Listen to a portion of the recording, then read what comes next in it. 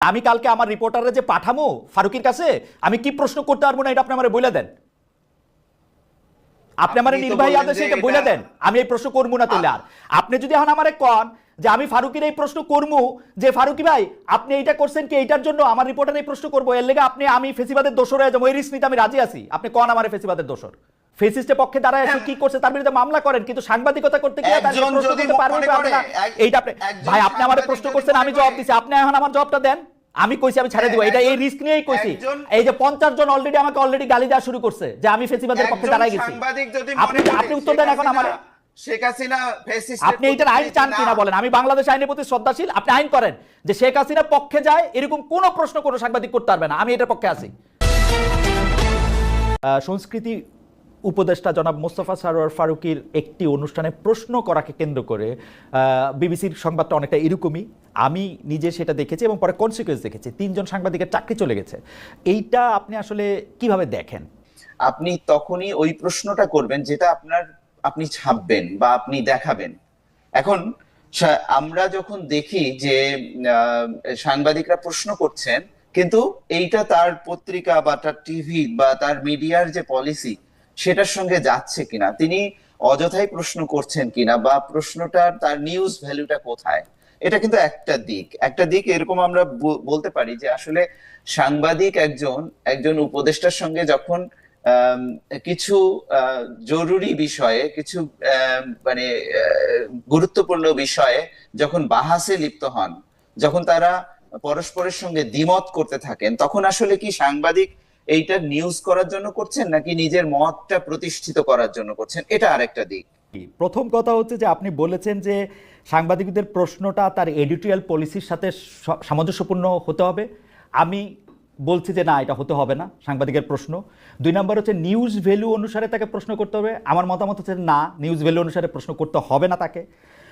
নিজের মত প্রতিষ্ঠিত করছেন কিনা, তার অবশ্যই নিজের ব্যক্তিমত প্রতিষ্ঠা করার যে কোনো সময় যে কোনোভাবে তার এটার অধিকার রয়েছে।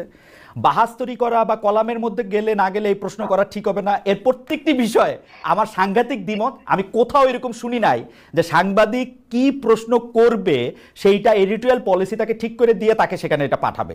কি ছাপবে, কি প্রকাশ করবে সেটা আলাদা কথা, কিন্তু আলাদা গল্প। কিন্তু আপনি একটা সাংবাদিককে যদি একটা গাইড বই দিয়ে জনাব মোর্শেদ কোথাও পাঠান, আমি এটা শুনি নাই, আমি এটা কখনো শুনি নাই, কোনো টেক্সট বুকে দেখি নাই, কোথাও কোনো নিয়ম নীতি। আমি নিজেকে একজন এথিক্যাল জার্নালিস্ট মনে করি, আমি সবগুলি এথিক্স আমি আপ টু ডেট থাকতে চেষ্টা করি, আমি এরকম কখনো দেখি নাই জনাব মোর্শেদ। I am sorry. আচ্ছা খালেদ ভাই, আপনাকে একটা আমি প্রশ্ন করি উল্টো, যে আসলে কি আমরা যখন একটা প্রেস কনফারেন্স হয়, আসলে কি আপনাকে একটা প্রশ্ন করি যে কোনো মিডিয়ারই কি কোনো এডিটোরিয়াল পলিসি থাকে না? তার সাংবাদিকের কি কোনো মান্য কোনো আচার আচরণ থাকে না?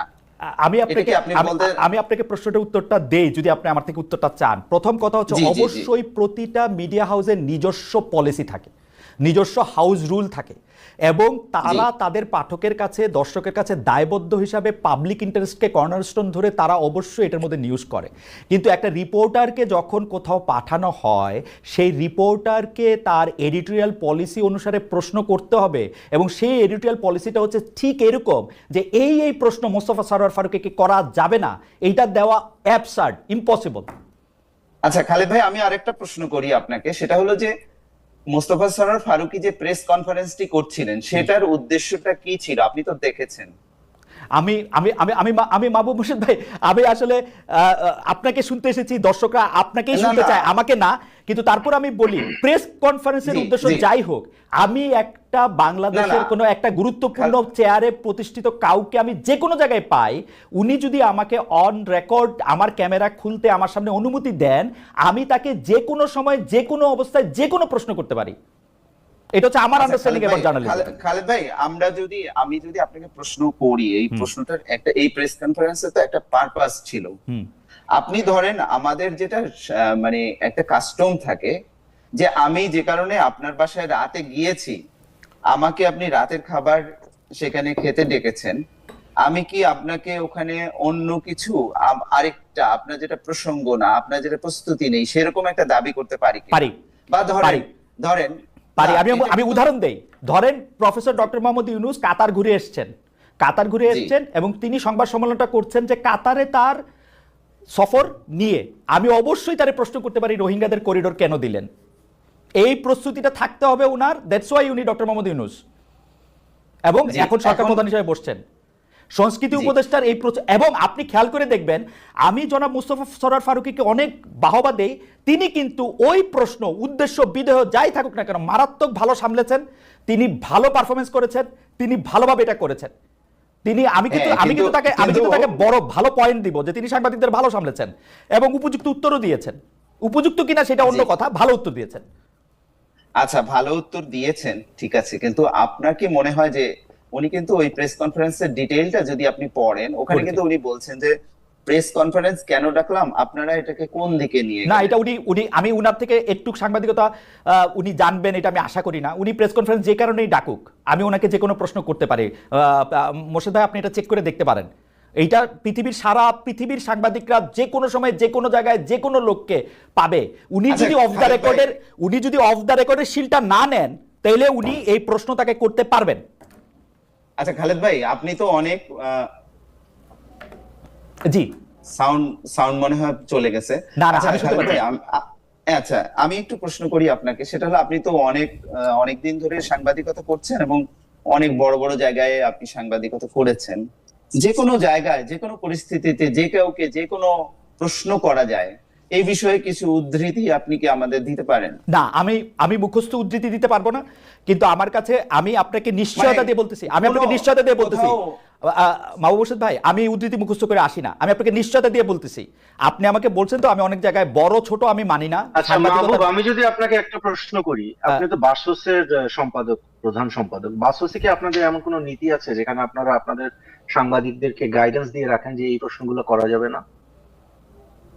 না, আসলে কি, মানে আমি যেটা আর্গুমেন্টের যে জায়গাটায় আসতে না, আমি চাচ্ছি, আর্গুমেন্টে যাচ্ছি না, আমি জি। জাস্ট একটা factual information, you as the chief editor of Bangladesh Sangbad Sangstha বা জি। Managing editor, right? আমি জানতে চাচ্ছি যে বাংলাদেশ সংবাদ সংস্থার সাংবাদিকরা কোন প্রশ্নগুলা করতে পারবে না, এমন কোন নীতি কথা কি আপনারা লিখিত কোথাও রেখেছেন কি? না, এরকম নীতিমালা নাই। মানে এডিটোরিয়াল পলিসি আপনাদের নিজেদের কোনো রিটেন পলিসি নাই যে আপনাদের সাংবাদিকরা এই প্রশ্ন করতে পারবে না? না, এরকম নাই।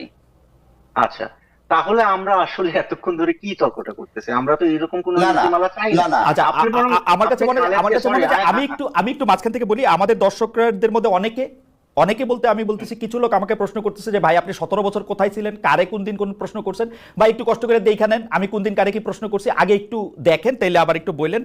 আর আরেকজন বলতেছেন যে 3টা প্রশ্ন ছিল, 3টাই ছিল উদ্দেশ্যমূলক। আমি বলতে চাই যে হ্যাঁ 3টাই উদ্দেশ্যমূলক প্রশ্ন ছিল, কিন্তু উদ্দেশ্যমূলক প্রশ্ন করার অধিকারও সাংবাদিকের আছে এবং এই প্রশ্ন করা কোনো ক্রাইম না। তবে যারা মাহবুব হোসেন আপনি যদি একটু সময় দেন আমি 1টা মিনিট আবার একটু তাসিম থেকে ঘুরে আসি।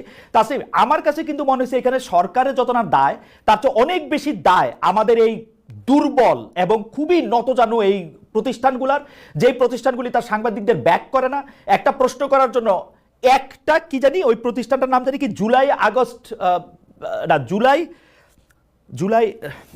জুলাই রেভলিউশনারি ওরকম একটা সংস্থা তাকে বলছে যে মার্চ করবে, ওর একটা লাইনে ও 3টা লোকের চাকরি খেয়ে ফেলছে, 3টা প্রতিষ্ঠান। এইটা নিয়ে যদি আপনি একটু দেখেন যে সারা দুনিয়াতে এরকম কখনো হয়, মানে একটা প্রশ্ন করে আসছে তারে ব্যাক না করে তারে স্যাক করে দেয়। আমি তো সরকারের দায়ের চেয়ে বেশি ওদের। না, আমি কয়েকদিন আগে আমার একজন রিপোর্টারকে পাঠালাম, অত্যন্ত প্রভাবশালী সরকারের একজন কর্মকর্তা, আমি সঙ্গত কারণে নাম বলছি না, আমি আমার রিপোর্টারকে পাঠালাম যে তুমি ওইখানে যাবা এবং ভাইকে এই এই জায়গায় দাঁড়ায় থাকবা এবং উনি যদি তোমার প্রশ্ন যতক্ষণ উত্তর দিবে না ততক্ষণ তুমি নড়বা না। পরে সে আমাকে বললো যে উনি, মানে বলতে গেলে উনি বলছে যে না আমি এটা নিয়ে কমেন্ট করবো না বলে উনি প্রায় দৌড়ায় চলে গেছে। হ্যাঁ, কিন্তু I am not going to penalise my reporter for doing his job. হ্যাঁ, যার সাথে এই ঘটনাটা ঘটছে ওনার সাথে আমার অসম্ভব ভালো ব্যক্তিগত, মানে আমি ঢাকায় গেলে ওনার সাথে মানে রাত জেগে আড্ডা দিই এরকম, কিন্তু আমি কিন্তু এই জিনিসটা কখনোই আমার রিপোর্টারকে বলবো না যে তুমি প্রশ্ন করতে পারবে না। তো আপনি খুব ভালো একটা জায়গায় এখানে হাত দিলেন।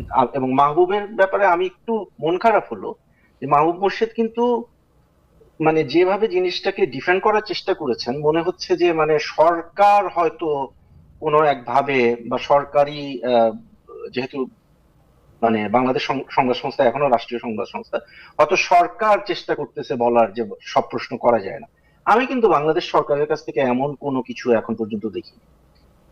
সমস্যা যেটা না না, হচ্ছে, তাসনিম আমি একটু ক্লিয়ার করি, এটা আসলে সরকার মানে সরকারের ভাষ্য না। আমি মাহবুব ভাই ব্যক্তিগত- আপনি অনেক আমি খুব না, দুঃখিত, জি আপনি জি, তাসনিম শেষ বাসসের করুক। প্রধান সম্পাদক, জি আপনি বাসসের প্রধান সম্পাদক হিসাবে আপনি আরো দুইজন সাংবাদিকের সাথে বসে আপনি বলতেছেন যে প্রশ্ন করা যাবে না, এটা খুব দুঃখজনক। আমি আই রেজিস্টার মাই প্রোটেস্ট। না না, এটা এখন আমি কথাটা শেষ করি। আচ্ছা, আমি তাসনিম, কথাটা শেষ আমি করি। আপনি এটার নিজে- প্রতিবাদটা আপনার নিজে- জানিয়ে রাখি, এটা কিন্তু খুবই সরলীকরণ এবং আমি মোটেও এটা না, আমরা বলিনি। আমরা আমরা এবং আমরা আপনি আমরা এটার আমি জনাব, শক্ত প্রতিবাদ জানিয়ে হ্যাঁ, রাখলাম। না, ঠিক আছে, তাসনিম, জনাব আপনি মোর্শেদের কিন্তু জনাব ঠিক আছে, মোর্শেদের আমরা প্রতিবাদ, আমাদের জনাব মোর্শেদের প্রতিবাদ এখানে সাংবাদিক থাকলো। হিসেবে আপনি তাসনিম আপনি একটু তথ্য ডিস্টর্ট করছেন, জি। যেটা না না না না, অনুচিত। আপনি এবং আপনি আপনি প্রশ্ন করেছেন যে প্রশ্ন করার প্রশ্ন না করার না, অধিকার আমি নেই। আমি যেটা এবং বলেছি উত্তর সেটা দিতে আপনি পারবেন বুঝতেই না। পারেননি। তাসনিম, না, না, আপনি না। সরি, আপনি আমার অবস্থানটা, আমার প্রশ্নটা, আমার উত্তরটা আপনি বুঝতে ঠিক আছে, পারেননি। আচ্ছা ঠিক আছে, মাহবুবকে আমরা মাহবুব আমরা আবার আপনাকে শুনবো। মাহবুব একটা সেকেন্ড, তাসনিম, আপনি মাহবুব যেটা আমরা আবার বলেছেন শুনবো সেটা আপনাকে। অন্যায়।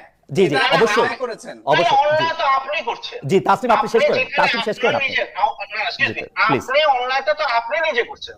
বাংলাদেশ সংবাদ সংস্থার কোনো নীতি নাই, আপনার মুখের কথা, যে সাংবাদিক ওই প্রশ্ন করতে পারবেন না। এবং you are trying to impose যে না সাংবাদিকরা সব প্রশ্ন না, কিন্তু- করতে পারবে না। এটা কি একটা দ্বিচারিতা হয়ে গেল না? এনিওয়ে, জি খালেদ যে না, না, প্রশ্নটা আমি এটা করেছেন- জি, মোটেই তাসনিম, বলিনি। আমি একটু বলি। আপনি আমার মাহবুব ভাই, কথাই মাহবুব ভাই, বুঝতে মাহবুব পারেননি। মোর্শেদ, আমার মনে হয় আপনি আপনার কথা বলেন, আমি জি, আমারটা না না বলবো। আপনি না না, ঠিক আমাকে আছে, কন্টেস্ট করলে সেটা আমার মনে হয় হবে যে না। মাহবুব মোর্শেদ, আমি একটা কথা বলি, মাহবুব খালেদ মোর্শেদ, ভাই, আমি একটা কথা বলি। আমি একটা কথা বলি, আমার কথা তো তিনি বুঝতেই পারছেন না, আমাকে তিনি কেন কন্টেস্ট করছেন? আচ্ছা, আপনি ঠিক আছে। উপস্থাপক, আচ্ছা, ঠিক আপনি তার প্রশ্নটা তার ঠিক কাছে আছে, করেন, ওকে। আমি তার কাছে কিন্তু জবাব কিন্তু দেব না। কিন্তু কিন্তু কিন্তু আমার কাছে মনে হয় যে মাহবুব না, মোর্শেদ, তিনি আমরা আমার কথা আপনি বিকৃত কেন করে জবাব দিবেন না? এই যে তিনি আমি বাংলাদেশ একজন সাংবাদিকের সংবাদ সাথে- সংস্থা, না, না, সরকার আমি- এগুলো টানছেন আমি কি- কেন উনি? না কেন টানবো মানে না? আমি কি আপনাকে প্রশ্ন জিনিস- করতে পারি না? না না না, না, এটা তাসনিম, আপনি আমি এইভাবে আপনাকে একটা প্রশ্ন করি। distort তাসনিম, করে আমি একটা আপনাকে বলবেন। প্রশ্ন করি। তাসনিম, আমি একটা আপনাকে প্রশ্ন করি। মাহবুব মোর্শেদের প্রসঙ্গে আমি আসতেছি। যারা মাহবুব মোর্শেদ, আমরা কিন্তু এখানে আলোচনা করতেছি, আমরা কন্টেস্ট করতেছি না। তাসনিম যেমন আপনাকে না বুঝতে পারে, না বুঝতে পারেন, আমিও কিন্তু আপনাকে খুব ভালো, জি, উনি আমার কথাকে উনি বাংলাদেশ সংবাদ সংস্থা, বাংলাদেশ সরকার এগুলোর সঙ্গে রিলেট যেভাবে করছেন, এটা খুবই অন্যায়। একজন সাংবাদিক হিসেবে উনি এটা করতে পারেন না। আমার কাছে মনে হয় যে আপনি বাংলাদেশ সংবাদ সংস্থাকে represent করেন না? না, এটা আপনি তিনি কি করতে পারেন বাংলাদেশ না। সংবাদ সংস্থাকে রিপ্রেজেন্ট করেন না? আপনি তো- আমি এখানে কিন্তু আমি একজন সাংবাদিক, আমি একজন বিশ্লেষক, আমি একজন লেখক। জি। সেই আপনি কি হিসেবে বাংলাদেশ সংবাদ আমি কি সংস্থাকে represent আমার করেন কি? না, এইবার আমার মনে হয় যে না, না, এরকম এটা করলে তাসনিম, আলোচনাটা আসলে আপনি আগাবে না। কি বাংলাদেশ তাসনিম, সংবাদ আমি একটু বলি, সংস্থাকে তাসনিম, আমি একটু বলি, তাসনিম, একটু বলি। বাংলাদেশ সংবাদ, আমার প্রশ্নটার উত্তর সবাই দেন। আমরা আপনি কি তিনজনই যদি বাংলাদেশ সংবাদ সংস্থাকে তাসনিম, represent করেন কি? তাসনিম, আমি একটু বলি। মাহবুব মোর্শেদ এগুলি বলবেন, আপনি শুধু আমাকে এই জিনিসটার দিকে একটু মানে একটু যদি আপনি এটা ইয়া করতেন। মাহবুব মোর্শেদের ব্যাপারটা হচ্ছে যে মাহবুব মোর্শেদ বাসসের প্রধান সম্পাদক হিসাবে মাহবুব মোর্শেদের একটা নিজস্ব অবস্থান থাকতে পারে। এখন ঘটনা হচ্ছে যে আপনি তাকে যতটুকু উদ্ধৃত করেছেন, আমি তাকে যতটুকু বুঝেছি, এই ব্যাপারটা যদি বোঝা ঠিক না হয়, মাহবুব মোর্শেদ নিশ্চয়ই আমাদেরকে ক্লিয়ার করবেন পরে। কিন্তু তাসনিম, আমি প্রশ্নটাতে একটু ফিরে আসি যে তাসনিম, বাংলাদেশের সংবাদ মাধ্যমগুলি মানে গণমাধ্যমগুলি কেন এইরকমভাবে নতজানো? আমরা কিন্তু হাসিনার সময়, শেখ হাসিনা বলতে আবার ওনারা আমাকে অনুরোধ করছে, যাই হোক, এই এক অদ্ভুত ব্যাপার। এই শেখ হাসিনার সময় আমরা এইটাই ফিল করতেছিলাম। তাসনিম, আপনি যেরকম এটা খারাপভাবে ফিল করছেন, যেটা মাহবুব মোর্শেদ ফিল করছে, যেটা আমি ফিল করছি, যে আমরা আসলে কথা বলতে পারতেছি না, প্রশ্ন করতে পারতেছি না। এখন কেউ আমাদের দর্শকরা যে বলতেছেন যে তার প্রশ্ন করার উদ্দেশ্য খারাপ ছিল, তো হাসিনা তো পুরাটা সংবাদ মাধ্যমে গিলা খাইয়াও তার উদ্দেশ্যে সফল হতে পারে না। একটা দুইটা সাংবাদিক প্রশ্ন করলে এই পুরাটা ভিত, পুরাটা প্রতিষ্ঠান কেন কাইপা ওঠে? ওদের দুর্বলতাটা কোন জায়গায়, এটা যদি একটু বলতেন। যে মানে ওদেরকে কি প্রথম সরকার কথা হলো ভয় যে দেখায়? প্রথম কথা হলো যে আমি মনে করি না যে বর্তমান সরকার থেকে এই ধরনের কোনো পদক্ষেপ নেওয়া হয় যে সাংবাদিকদেরকে ভয় দেখানো হবে। এটা সরকারের নীতি বলে আমার কাছে মনে হয় না। এবং আমি যে প্রথমে শুরুই করছি যে আমার নিজের প্রতিষ্ঠানে আমি কোনো ধরনের হুমকি, ভয়ভীতি, চাপ কোনো কিছু আমাকে ফেস করতে হয় না, আমার রিপোর্টারদেরকে ফেস করতে হয়। কিন্তু বর্তমানে আমি যেটা দেখতেছি, এবং even if you go back to the press conference you are talking about, যে মানুষটাকে প্রশ্ন করা হলো, হ্যাঁ, যে মানুষটাকে প্রশ্ন করা হলো মানে ফারুকী সাহেবকে প্রশ্ন করা হলো। ইনফ্যাক্ট আমি যখন ঢাকায় ছিলাম, ফারুকী সাহেব নিজে আমাকে এবং আমার টিমকে গণভবন ঘুরিয়ে দেখিয়েছেন, এবং তার সাথে সাংবাদিকদের কি ধরনের সুসম্পর্ক এটা মোটামুটি মানে জানা কথা, রাইট? এবং তিনি কিন্তু অফেন্ডেডও হন নাই, তিনি কিন্তু বলেনও নাই যে আমাকে এই প্রশ্নটা করা যাবে। রাইট। জিনিসটা কি হয়েছে? জিনিসটা হয়েছে যে এখানে সরকারের বাইরে একটা মব ফর্ম করতেছে এবং সেই মব বলতেছে যে এই 3 সাংবাদিক এরা দালাল টালাল এগুলা প্রশ্ন করতে পারবে না বা whatever, they come up with their own theories. এবং তারপরে সেটার প্রেক্ষিতে ওই সংবাদ সংস্থা যেটা আছে সেটা তাদের চাকরি নষ্ট করে ফেলতেছে। এখন আমরা যখন সংবাদ মাধ্যমের বা সাংবাদিকতার স্বাধীনতার কথা বলি, এটা কিন্তু আমাদেরকে মনে রাখতে হবে যে আমরা শুধুমাত্র এটা সরকারের এগেনস্টে এই রাইটটা দাবি করি না, আমরা প্রতিষ্ঠানের এগেনস্টে এই রাইটটা দাবি করি।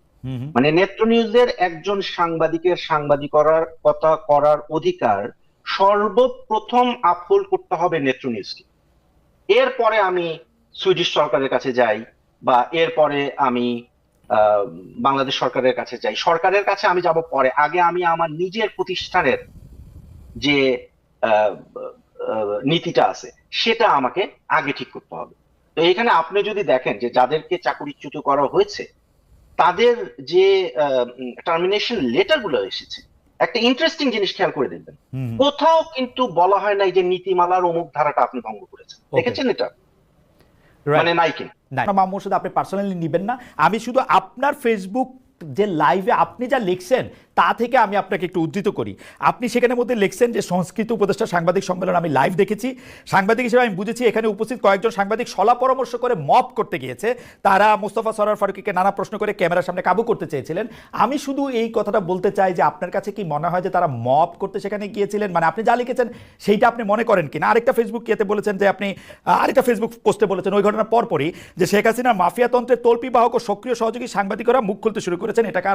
এটার মাফ করবেন, এটা আর বিস্ময়কর সংবাদ নয়। আমার কথা হচ্ছে আমি আপনার এই 3 লাইনের সাথে ওই 3 লাইনের সাথে একমত পোষণ করেও আমি বলতে চাই যদি করেও তাতে কি অসুবিধা? শেখ হাসিনা তার পুরো মিডিয়া ইন্ডাস্ট্রিজে গিলা খায়া পকেটের আইখাও কিন্তু এইটা মুখ বন্ধ করতে পারে না। আমরা এটা প্রতিবাদ করছি। 3 জন সাংবাদিক যদি মনে করে যে তারা শেখ হাসিনার সমর্থক বা তারা এটা করতে পারবে, লেট ইট বি। জনগণ কোনটা পাইছা নেয় কোনটা পাইছা নেয় না সেটা তো আমরা তাদের দেখতে দিতে পারতে হবে।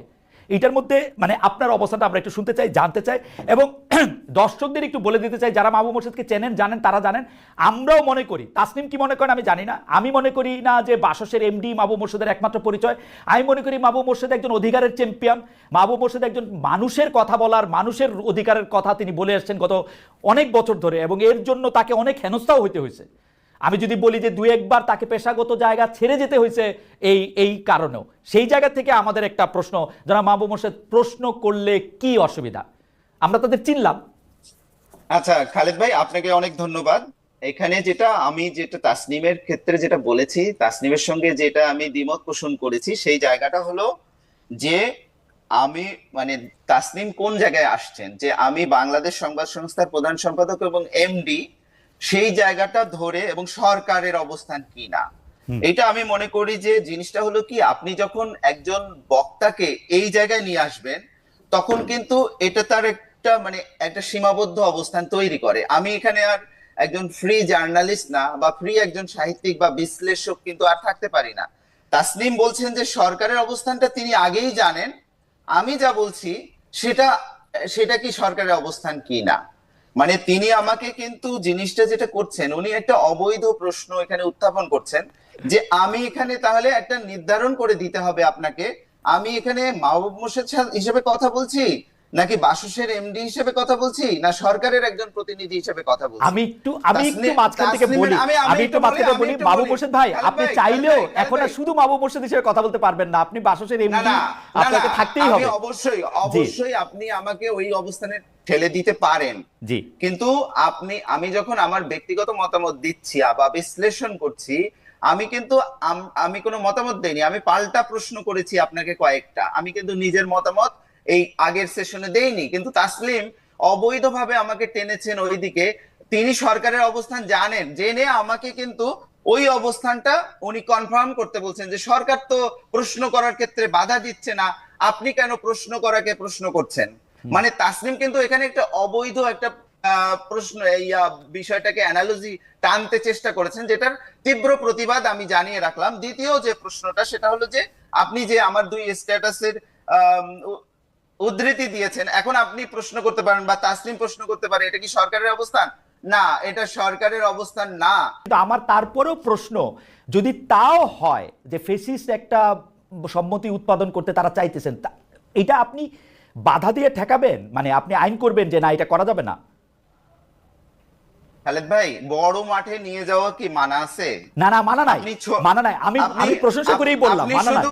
আমি বলতেছি যে আপনি এটা কি ঠেকাবেন আইন করে? জিনিসটাকে খালেদ ভাই, আপনি জিনিসটাকে ছোট মাঠে রাখতে চাইছেন। না, আমি রাখতে চাইছি না, আমি বলতেছি আপনি নিয়ে গেছেন। তাহলে আমি বড় মাঠে গেলে আপনার অসুবিধা? আমি তো অসুবিধার কথা বলি নাই রে ভাই, আমি আপনাকে বলছি যে আপনি বড় মাঠে নিয়ে গেছেন, এখন আপনি জবাব দেন যে আপনি এটা আইন করে নিষিদ্ধ করতে চান কিনা, যে না ফেসিবাদের পক্ষে শেখ হাসিনার পক্ষে যায় এরকম কোন প্রশ্ন কোনো সাংবাদিকরা করতে পারবে না, এটা কি আপনি আইন চান? দেখেন খালেদ ভাই, এখানে কিন্তু অসংখ্য মানুষ শহীদ হয়েছেন, অসংখ্য মানুষ আহত হয়েছেন, এবং সেই জিনিসটা আমি স্পেসিফিক আপনার প্রশ্নের উত্তর আমি দিব, আপনার প্রশ্নের উত্তর আমি দেব। অসংখ্য মানুষ শহীদ হয়েছেন, অসংখ্য মানুষ আহত হয়েছেন। এখানে একটা 15.5 বছরের একটা রেজিম অতিক্রম করে আমরা এসেছি, এবং আমাদের কিন্তু কথা বলার কোনো স্বাধীনতা ছিল না, আমাদের মানবাধিকার ছিল না। আপনারা সবাই এটার ভিকটিম, অনেকেই ভিকটিম, আপনাদের বাইরেও অনেকে ভিকটিম। আপনি এখন কি 5 আগস্টের পরে এখনো বিচার প্রক্রিয়াটা শেষ হলো না? আপনি হলো আওয়ামী লীগের ব্যাপারে কোনো সিদ্ধান্ত গ্রহণ করতে পারলেন না। আওয়ামী লীগ নিজে, আওয়ামী লীগের মধ্যে কোনো অনুশোচনা বোধ, কোনো দুঃখ বোধ কিচ্ছু নাই। আপনি হলো এখন আওয়ামী লীগের যে যারা আওয়ামী লীগের পক্ষে সেই কাজগুলো করতো, সাংবাদিকতা করতো, নানান ধরনের প্রক্রিয়ার সঙ্গে জড়িত ছিল, তাকে আপনি ছেড়ে দিলেন। সমাজটা কি আমি ছেড়ে দিব, ছেড়ে দিব মাহবুব ভাই, আমি ছেড়ে দিব। আপনি এখন আমার জবাব দেন, আপনি তাদের ছেড়ে না দেওয়ার আইন চান কিনা? আমি তাদের ছেড়ে দিব। আপনি তাদের ছেড়ে না দেওয়ার আইন চান কিনা? সাংবাদিকদের আমি ছেড়ে দিব। সাংবাদিকরা যদি ক্রাইম না করে আমি সাংবাদিকতা নিয়ে কোনো প্রশ্ন তুলব না। সাংবাদিকরা যদি ক্রাইমের সাথে যে জড়িত তাকে আটকাবো। সাংবাদিকের বিরুদ্ধে হত্যা মামলার পক্ষে আমি না।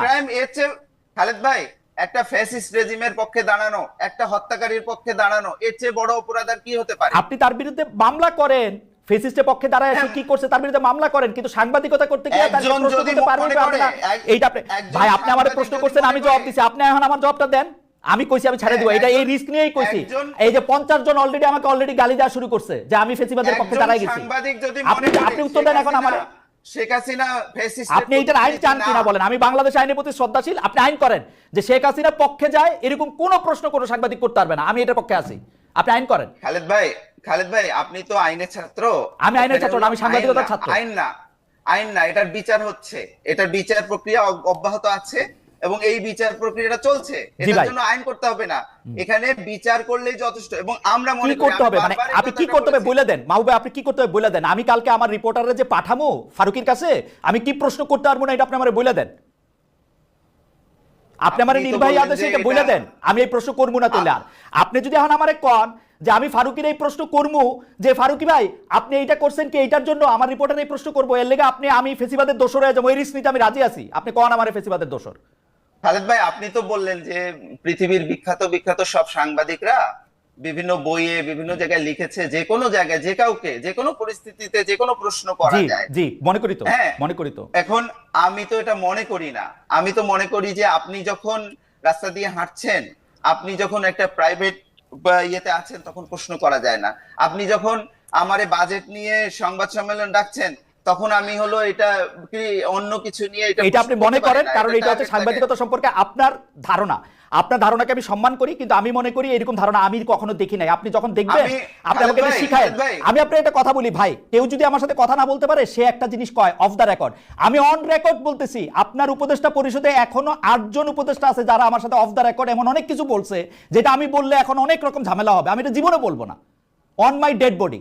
কিন্তু আমি ক্যামেরা খোলার পরে উনি যা বলবে আমি সবকিছু ছাপানোর অধিকার রাখি।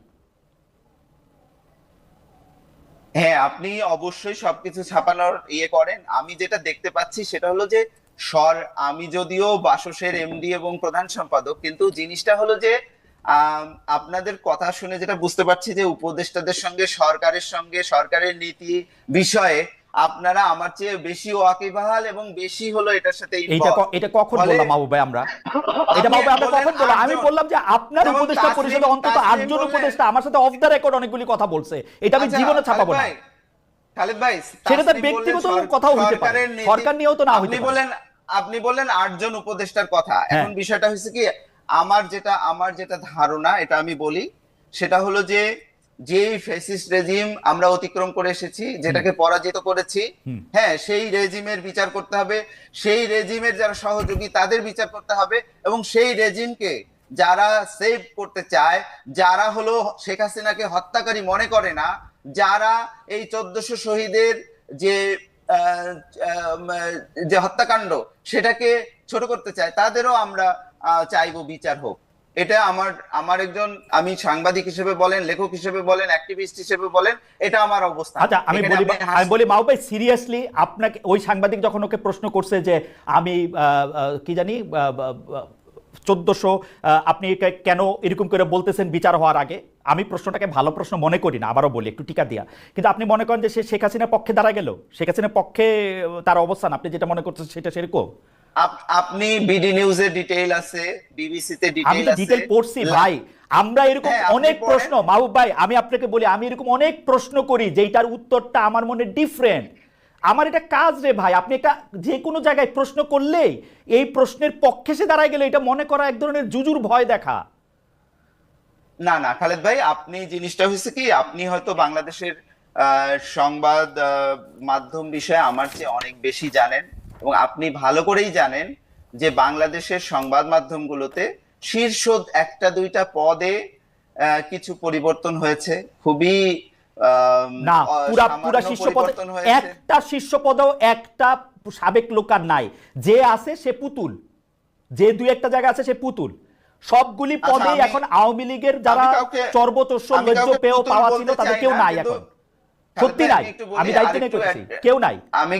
আমি কাউকে পুতুল বলায় খুবই সমর্থন করি না, কিন্তু আমি একটা কথা বলি যে যে ব্যবস্থাটা ছিল, যেভাবে এই সিনিয়র লেভেল, মিড লেভেল এর সাংবাদিকরা যেভাবে আওয়ামী লীগের তোষামোদ করতেন, সেই তোষামোদী ব্যবস্থা টিকে আছে, কাউকেই কোনো প্রশ্নের সম্মুখীন হয়নি। এমনকি যখন শেখ হাসিনা গণহত্যা চালাচ্ছিল, তখন যারা গণভবনে উপস্থিত হয়ে সেই গণহত্যায় সমর্থন দিয়েছে, তাদের কাউকেও কোনো আইনগত বা সামাজিক ভাবে কোনো প্রশ্নের সম্মুখীন হতে হয়নি। আমার আপনি কাছে কি মনে হয় যে আপনি এটা এটা একটা কি বড় বললেন কাজ। মাহবুব ভাই, আপনি এটা কি বললেন? ওদের মধ্যে থেকে দুইজন তো জেলে এখনো, শাকিল রূপা, তাই ওখানে কয়জন ছিলেন? তারপরে হচ্ছে ওখানে মোজাম্মেল বাবু কয়জন জেলে, ছিলেন? মোজাম্মেল বাবু জেলে, নঈম নিজাম পলাতক, ফরিদা আক্তার পলাতক, কই আছে আমরা জানি না। আপনি গাজী টিভিতে কে আছে, ওই টিভিতে কে আছে, পত্রিকায় কে আছে, আমরা তো কাউরে দেখি না। এখন প্রথম আলো ডেইলি স্টারের সম্পাদক যে যার জায়গা মতো আছে, এছাড়া সমকালে এখন কে আছে? সমকালের আগের সম্পাদক কি এখন আছে? যুগান্তরে আছে আগের সম্পাদক?